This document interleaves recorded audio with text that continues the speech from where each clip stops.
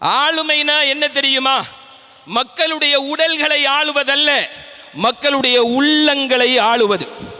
சமீபத்தில் கேரளாவில் இந்த லேண்ட்ஸ்லைடு ஒன்று நடந்துச்சு, நிலச்சரிவு ஒன்று நடந்துச்சு. இந்த நிலச்சரிவில் ஆயிரக்கணக்கானவர்கள் மாண்டு போனார்கள், மரணித்து போனார்கள். அதில் நிறைய அரசியல்வாதிகள் உண்டு, செல்வந்தர்கள் உண்டு, செல்வாக்கு படைத்தவர்கள் உண்டு. ஆனால் அவர்களுடைய பேரெல்லாம் நமக்கு தெரியுமானா தெரியாது, பத்திரிகையில் வந்ததும் இல்லை. பல்வேறு விற்பன்னர்களும் அதில் மரணித்து போயிருக்கிறார்கள்.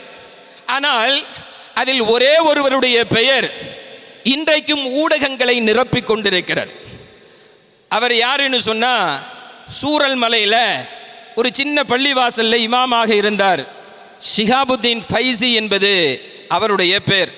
நாமெல்லாம் அந்த நேரத்தில் வாட்ஸ்அப்பில், ஃபேஸ்புக்கில் அவருடைய புகைப்படத்தையும் அவர் சார்ந்த செய்தியையும் நிறைய ஷேர் பண்ணியிருப்போம்.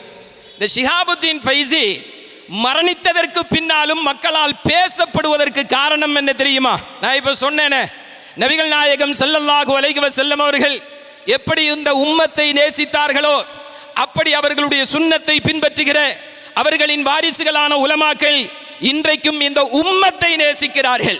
முஸ்லிம்களை மட்டுமல்ல, இந்துக்களை, கிறிஸ்தவர்களை, மத கோட்பாடு இல்லாதவர்களையும் நேசிக்கக்கூடியவர்கள் தான் இன்றைக்கு உலகத்தினுடைய உலமாக்கள்.